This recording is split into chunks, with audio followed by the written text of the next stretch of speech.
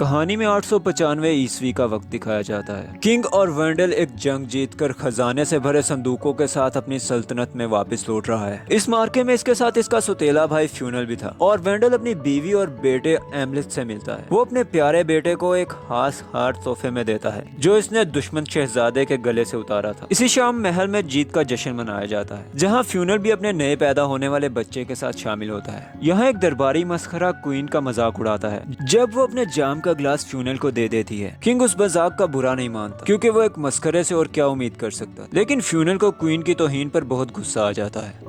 اس محفل کے ختم ہونے پر کنگ کچھ وقت اپنی بیوی گودرون کے ساتھ گزارتا ہے۔ وہ اسے اپنا زخم دکھاتا ہے جو بہت ہی گہرا تھا۔ کوئین اس پر بہت پریشانی ظاہر کرتی ہے لیکن کنگ کہتا ہے زیادہ فکر کرنے کی ضرورت نہیں کیونکہ فی الحال وہ ٹھیک رہے گا۔ ایک کمزور اور معذور شخص کی طرح مرنے کا اس کا کوئی ارادہ نہیں بلکہ وہ عزت کے ساتھ جنگ میں مرنا چاہتا ہے، لیکن پھر بھی کسی برے وقت سے پہلے وہ اپنے بیٹے ایملتھ کو تیار کر دینا چاہتا تھا۔ اسی رات بادشاہ اپنے بیٹے کو ایک سنسان مندر میں لے جاتا ہے۔ وہ اسے بتاتا ہے کہ آج سے کئی سال پہلے اسی طرح جب میں ایک لڑکا تھا تو میرا باپ بھی مجھے اس رسم کے لیے یہاں لے آیا تھا۔ وہ غار میں بنے اس سنسان مندر کے اندر چلے جاتے ہیں جہاں کا پجاری وہی درباری مسخرہ ہائمر تھا۔ وہ انہیں ایک خاص طرح کا مشروب پلاتا ہے جس کے بعد باپ اور بیٹا بھیڑیوں کی طرح بہیو کرنے لگتے ہیں۔ اس ریچول سے وہ ہیملٹ کے اندر کے بھیڑیے اور طاقت کو جگاتے ہیں۔ لڑکا یہ قسم بھی کھاتا ہے کہ وہ عزت کے ساتھ زندگی جیے گا، اپنی نسل کی حفاظت کرے گا اور اگر اس کا باپ کسی کے ہاتھوں مارا جائے تو وہ اس کا بدلہ ضرور لے گا۔ آخر میں کنگ اپنے بیٹے کا ہاتھ پکڑ کے اپنے گہرے گھاؤ پر رکھ دیتا ہے۔ باپ کے خون کو چھونے پر اسے اپنے خاندان کا سلسلہ اور مقدر دکھتا ہے جہاں اس کے باپ کے بعد اگلا جنگجو وہ تھا۔ صبح کے وقت دونوں مندر سے باہر نکلتے ہیں لیکن اچانک گھوڑوں پر سوار کئی نقاب پوش ان پر حملہ کر دیتے ہیں۔ کنگ فوراً بیٹے کو وہاں سے بھاگ جانے کا کہتا ہے۔ ایملتھ وہاں سے تھوڑا دور ایک چٹان کے پیچھے جا چھپتا ہے۔ کنگ بہت زیادہ تیر لگنے سے پوری طرح گھائل ہو چکا تھا لیکن پھر بھی اپنے دشمن کے سامنے جھکا نہیں تھا۔ جب گروہ کا سردار سامنے آ کر اپنا نقاب اتارتا ہے تو یہ کوئی اور نہیں، اس کا سوتیلا بھائی فیولنر تھا۔ وہ اس کا سر قلم کر دیتا ہے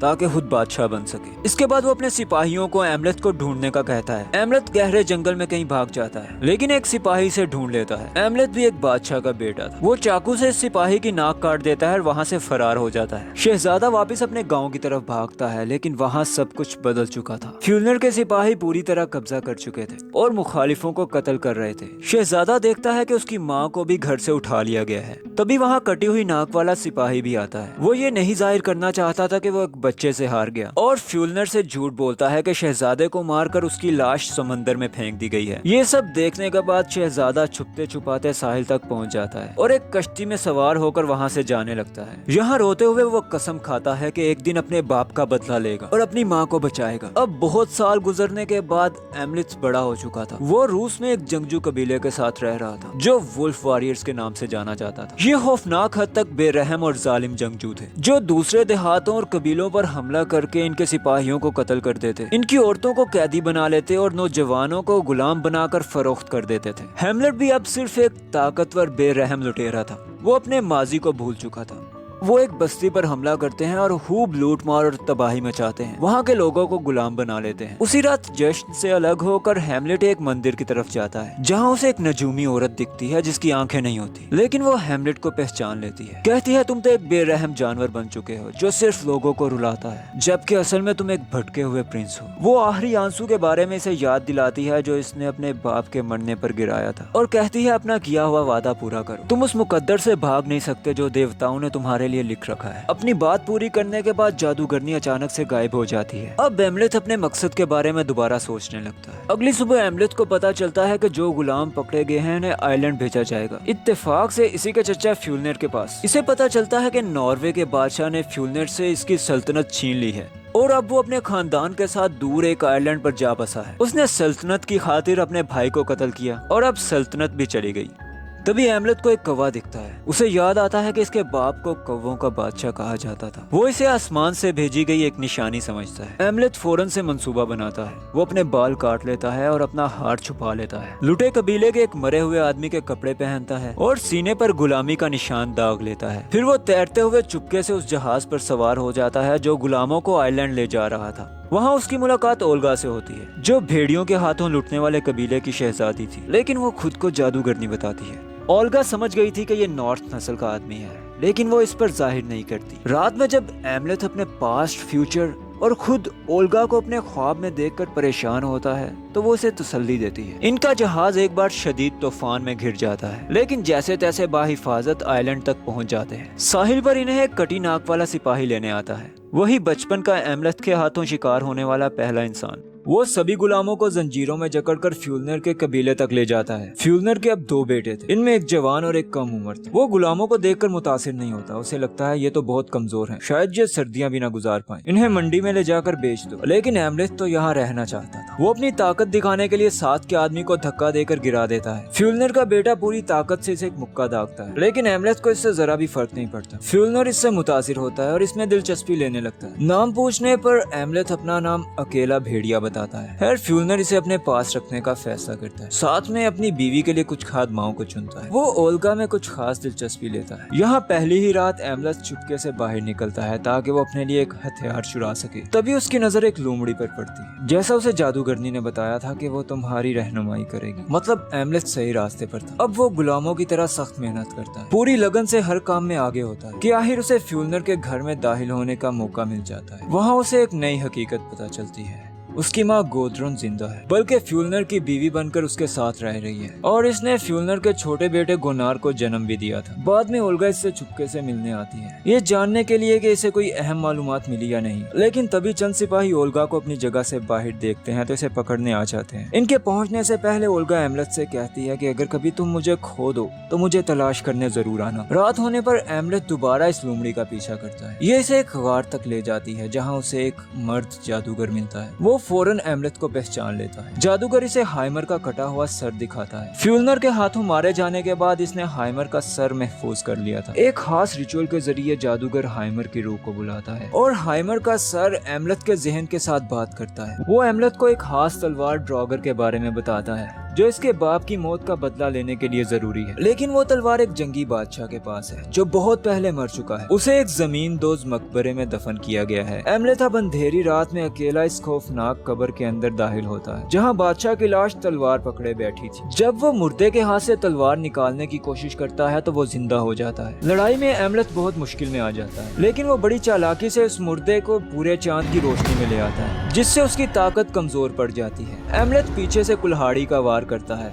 और फिर तलवार से उसका सर अलग कर देता है। अब जैसे ही वो पीछे मुड़ता है तो वो दोबारा शुरू की जगह पर था। इस बार जब वो तलवार उठाता है तो उसे कोई मुश्किल नहीं होती। इसके बाद वो वापस कबीले की तरफ चला जाता है। फ्यूलनर का कुत्ता इसे देखकर भौंकने लगता है। एमलेथ इसे खामोश करने के लिए एक भेड़िए की तरह गुर्राता है। फ्यूलनर को लगता है कुत्ता किसी जानवर पर भौंक रहा है, इसलिए वो इसे नजरअंदाज कर देता है। बाद में वो ओल्गा के पास रात गुजारने जाता है, लेकिन ओल्गा बताती है कि उसे आज हुए हैं, इसलिए वो इसके करीब नहीं आ सकती। वो फ्यूलनर पर हमला करने की भी कोशिश करती है, लेकिन फ्यूलनर उसे पीछे धकेल देता है और बड़ी खादमा को हुक्म देता है कि ओल्गा को हुक्मरान से मिलने के आदाब सिखाए। एमलेथ ये सब छुप कर देख रहा था। उसे लगता है कि हमला करने का ये बेहतरीन मौका है, लेकिन तब तक सूरज निकलने का वक्त हो गया था। अब चूंकि दरावगढ़ तलवार सिर्फ रात में इस्तेमाल की जा सकती थी, इसलिए वो इसे छुपा देता है और सही वक्त का इंतजार करता है। अगले दिन वो ओल्गा को तलवार के बारे में बताता है। ओल्गा हमेशा के लिए इसका साथ देने को तैयार थी। एमलेथ सिर्फ बदला नहीं लेना चाहता था, बल्कि वो अपनी माँ को भी बचाना चाहता था, क्योंकि उसके ख्याल में उसकी माँ गोद्रोन मजलूम है। वो सिर्फ अपनी और अपने बेटे गोनार की हिफाजत के लिए फ्यूलनर के साथ है। इसके बाद फ्यूलनर अपने खानदान और चंद गुलामों के साथ एक दूसरे कबीले के सरदार के पास जाता है, जहाँ इनके बीच कनाट लाइकर नामी एक खेल का मुकाबला होना था। ये खेल 2 टीमों के दरमियान होता है, जिसमें 5-5 खिलाड़ी हिस्सा लेते हैं। इन्हें गेंद को अपने कब्जे में लेकर एक खास पॉइंट तक पहुँचाना होता है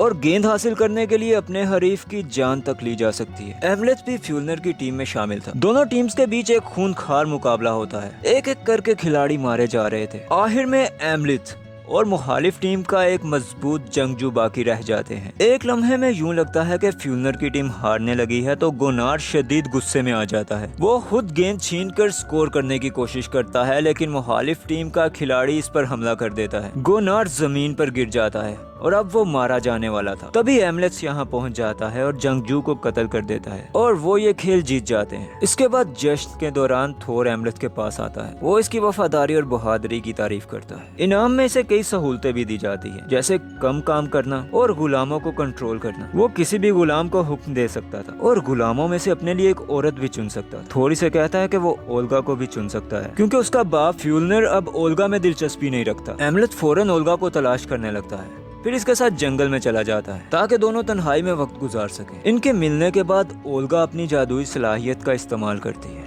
वो जमीन की माँ देवता से बात करके इनकी हिफाजत की दुआ मांगती है। दोनों कुछ खुंबियां भी तलाश करते हैं जो इंतकाम के मंसूबे में इनके लिए मददगार होंगी। अगला दिन बिल्कुल नॉर्मल गुजरता है, लेकिन रात होते ही एमलेथ थोर के 2 करीबी साथियों पर हमला करके इन्हें कत्ल कर देता है। इनकी लाशों के टुकड़े करके इन्हें अजीबोगरीब घोड़े नुमा इंसान की शक्ल में लटका देता है जहाँ सब लोग इसे देख सकें। थोर ये देखकर बहुत ही गुस्से में आ जाता है। वो कसम खाता है कि ईसाइयों के कबीले से बदला लेगा। उसे यकीन है कि उन्हीं ने ये काम किया है, लेकिन फ्यूलनर को इस बात पर थोड़ा शक गुजरता है। वो कबीले के एक पुजारन को लाशों को देखने के लिए बुलाता है। पुजारन कहती है इन जख्मों में कोई गैर मामूली ताकत शामिल है, जिसने भी ये किया है वो मजीद खून बहाने के लिए वापस आएगा। इसी रात पुजारन एक लड़की को देवताओं की कुर्बानी के लिए तैयार कर रही थी ताकि वो इनकी हिफाजत हासिल कर सके। दूसरी तरफ एमलेथ इर्द गिर्द के जानवरों को भड़काता है। जल्द ही हर तरफ कुत्तों के भौंकने और भेड़ियों के चिल्लाने की आवाजें गूंजने लगती हैं। फ्यूलनर का कुत्ता तो इस शोर में पागल होकर इसी को काटने लगता है। फ्यूलनर मजबूरन इसे मार डालता है। जब सभी लोगों का ध्यान जानवरों पर चला जाता है तो एमलेथ मौका पाकर मंदिर में दाखिल हो जाता है। वो कुर्बानी के लिए तैयार की गई लड़की को आजाद कर देता है और पुजारिया को इसकी जगह बांध देता है। फिर पुजारी को मारकर इसकी लाश कुर्बानगाह में लटका देता है। अब सिपाहियों की ड्यूटी लगा दी गई थी कि रात के वक्त पहरा दिया जाए ताकि किसी बैरूनी हमले से बचा जा सके। ओगला चुपके से इन सिपाहियों के खाने में खुंबियां मिला देती है। सिपाही जब ये खाना खाते हैं तो उन्हें खौफनाक वहम आने लगते हैं। वो एक दूसरे पर हमला करके मारने लगते हैं और कुछ तो खुद को ही जख्मी करने लगते हैं। अगले रोज एमलेथ चुपके से फ्यूलनर के घर में चला जाता है और अपनी माँ गोद्रोन का सामना करता है। वो इसे अपनी असलियत बताता है। गोद्रोन ये जानकर बहुत हैरान होती है, लेकिन फिर वो एक ऐसा राज बताती है जो एमलेथ की दुनिया हिला देता है। वो कहती है तुम्हें मुझे किसी से बचाने की जरूरत नहीं। तुम्हारे बाप ओरांडेल ने तुम्हें झूठ बोला था कि हम दोनों एक दूसरे से मोहब्बत करते हैं। मैं तो एक जंग में गुलाम बनाई गई औरत थी जिसे तुम्हारे किंग बाप ने जबरदस्ती अपने पास रखा था।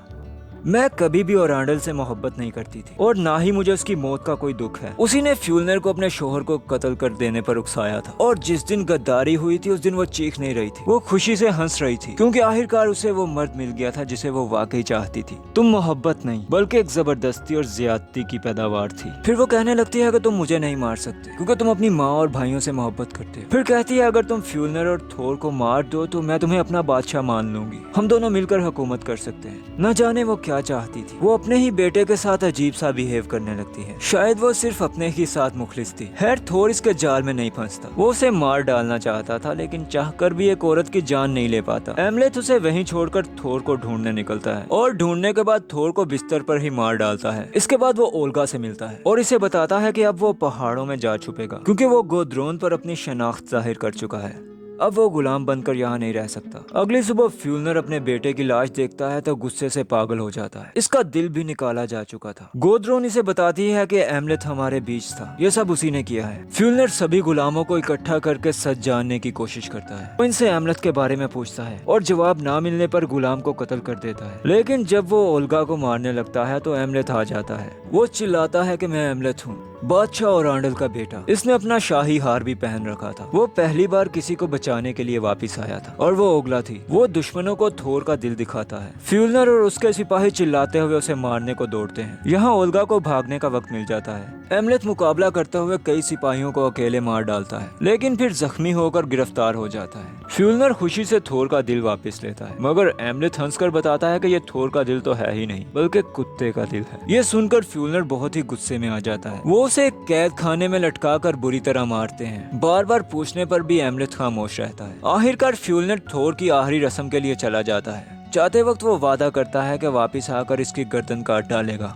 इसका एक सिपाही जाते हुए एमलेथ की तलवार वहीं फेंक जाता है। उसे लगता है बेकार तलवार है जो मैदान में अटक गई और बाहर ही नहीं आ रही। इनके जाते ही कौवों का एक झुंड वहां आता है और रस्सियां काट कर एमलेथ को आजाद कर देता है। इधर थोर को शाही तौर पर दफन करने के बाद गोनार तख्त का वाहिद वारिस बन जाता है। इसके बाद वो लोग एमलेथ को मारने वापस जाते हैं लेकिन एमलेथ तो वहाँ से गायब हो चुका था। इसी दौरान एमलेथ को महसूस होता है कि वो एक घोड़े पर सवार है जिसे एक कैरी चला रही है और इसे जन्नत की तरफ ले जा रही है। लेकिन आखिर जब वो होश में आता है तो उसे पता चलता है कि दरअसल ओल्गा ने उसे बचाया था। ओल्गा का वापस आना भी एमलेथ के लिए तकदीर की एक निशानी थी। वो फैसला करता है कि अब वो ओल्गा के साथ यहाँ से दूर चला जाएगा। इसके रिश्तेदारों के पास जो ओरकनी के जज़ायर पर मौजूद हैं, वहाँ वो महफूज पनाह हासिल करेंगे। एक दिन का सफर करके वो समंदर के किनारे एक कश्ती पर पहुंच जाते हैं। कश्ती में सवार होने के बाद एमलेथ ओल्गा के उस जख्म को देखता है जो उसे फ्यूलनर ने दिया था। वो इस जख्म को प्यार से छूता है तो उसे अपना खानदानी शजरा दिखाई देता है। इसी नजारे में उसे दिखता है कि ओल्गा उसके जुड़वा बच्चों की माँ बनने वाली है। उसकी कोख से एक मलका और एक बादशाह जन्म लेंगे,